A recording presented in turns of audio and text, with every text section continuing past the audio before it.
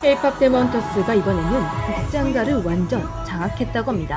OTT 영화로 제작된 K-pop 데몬터스가 그 인기에 힘입어 극장 개봉까지 결정되었습니다.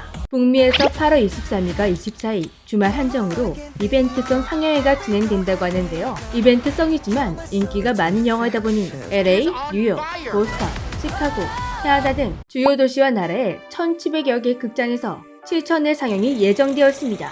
넷플릭스에 공개된 지 2달 정도 지난 작품이라 볼 사람은 거의 다 봤을 시기이고 넷플릭스 회원이라면 언제든지 집에서 볼 수 있는 영화인데도 예매가 열리자마자 300회 이상이 매진되었다고 합니다. 주간 최대 매출을 찍어버렸다고 하는데요. 19일 기준 이미 1000회차 상영까지 완전 매진되어 버렸다고 합니다. 그냥 화면만 보는 상영회가 아니라 노래도 함께 부르는 싱어론 상영회이다 보니 팬들이 더 적극적으로 예매에 참여하고 있는 것 같습니다. 극장들은 곧바로 넷플릭스에 상영기간 연장을 요청하고 있고 눈치를 보던 다른 극장 업체들도 상영에 참여하고 싶다고 접촉을 해오는 중이라고 합니다. 미국에서 두 번째, 세 번째로 큰 극장 체인인 리가가 시네마크도 캐대언 싱어롱 상영회에 참여하게 되었다고 하는데요. 그리고 이번 캐대언 극장 개봉은 극장가의 이례적인 변화도 가져왔다고 합니다. 그동안 넷플릭스와 극장 운영사들, 특히 대형 극장들은 독점 상영기가 문제로 넷플릭스와 수년간 대립을 이어왔다고 합니다. 넷플릭스는 항상 자사 가입자를 최우선으로 한다는 운영 정책을 고수하다 보니 주요 극장 체인들에게 종종 보이콧을 당하는 등 넷플릭스와 극장가에 앙금이 있었다고 하는데요. 극장의 입장에서는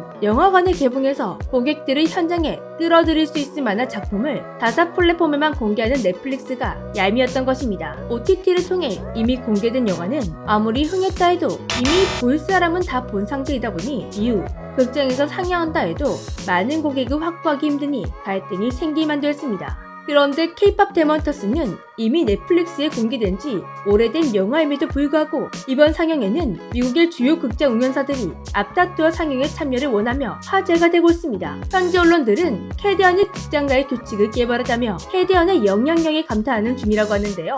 현재 주말 극장 오픈 전 캐대언 관계자들과 가족들만 참석한 싱어롱 후기가 공개되었습니다. 이들이 즐기고 있는 모습만 봐도 왜 사람들이 영화에 매해 열을 올리는지 알 것만 같은데요. 이미 영화에 나오는 노래를 달달달 외운 상태이다 보니 정말 모두가 즐겁게 영화를 즐기고 있었습니다. 미국과 캐나다에 이어 영국, 호주, 뉴질랜드 극장에서도 싱어롱 상영이 예정되어 있다고 합니다. 지금 이어지고 있는 예매율만 보면 넷플릭스는 배급 영화 중 최초로 박스오피스 1위를 차지하게 될 것으로 보인다고 하는데요. 극장에서도 기어코 본문을 만들 생각인 것 같습니다. 박스오피스 전문가들이 사전 예매와 상영 회차를 고려해봤을 때 북미에서만 $10,000 이상을 벌어들일 것으로 예상되고 있습니다. 다만 이건 현재까지 잡혀있는 상영회로만 예상한 금액인데요. 현재 뒤늦게 상영에 참여하고 싶다는 극장들과 상영 요청을 하고 있는 나라들이 많다 보니 넷플릭스가 열심히 노루저으면 박스오피스에 한해를 그을 만한 흥행 기록도 세울 수 있을 것 같습니다. 이걸 보면 또 중국에서 부러워 미쳐버리겠네요. 국내에서도 극장 개봉 요청이 빗발치고 있지만 넷플릭스 코리아 측에서는 아직 논의될 바가 없다며 말을 아끼는 중이라고 합니다. 제발 한국에서도 싱어롱 상영회가 열리면 좋겠네요. 그리고 넷플릭스에서 9주차 K-pop 데몬터스의 주간뷰 그래프를 공개했는데 여전히 말도 안 되는 그래프가 이어지고 있었습니다. 9주차인데 뷰가 2,600만 뷰.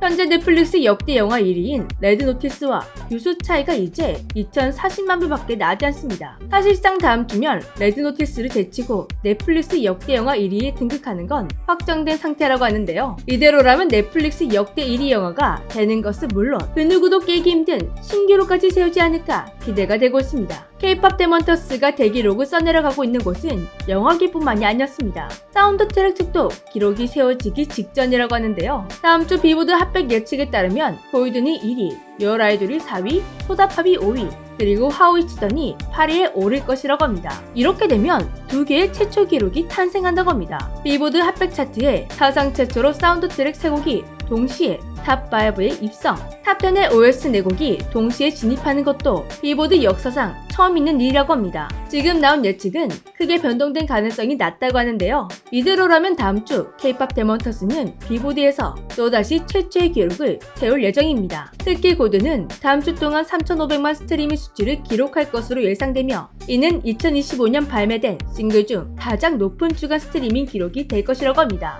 고드는 이미 비보드 핫백 차트에서 스트리밍 제품은 6주 연속 최고 상승이라는 신기록을 보유하고 있어 이번 기록이 더욱 의미 있게 다가갈 것이라고 하는데요. 이렇게 캐디언의 인기가 식지 않고 이어지다 보니 캐디언과 관련된 비하인드 스토리들이 하나씩 화제가 되고 있습니다. 얼마 전에는 메이건 감독님이 한 해외 언론 매체와의 인터뷰를 통해 사자 보이즈가 탄생하는데 많은 영향을 준 아이돌로 1세대 아이돌인 H.O.T를 말해 화제가 되기도 했는데요. 가장 최근에는 주인공 루미의 비하인드 스토리가 주목을 받고 있다고 합니다. 알고 보니 루미가 표적 캐릭터였다 라는 충격적인 소식이라고 하는데요. 루미는 원래 스케이트보드 사업에 사용될 캐릭터로 디자인되었다고 합니다. 즉 다른 사람이 디자인한 캐릭터였다는 것이죠. 그런데 어느 날 캐디언의 매기간 감독이 이 캐릭터를 발견하고 너무나 마음에 들어 주인공으로 내세웠다고 합니다. 다른 캐릭터의 권리를 매기간 감독이 가져온 것인데 놀랍게도 이 과정에서 법적 문제가 전혀 없었다고 합니다. 그 이유는 루미를 만들어낸 디자이너 레드포트 씨가 매기간 감독의 남편이었기 때문이라고 하는데요.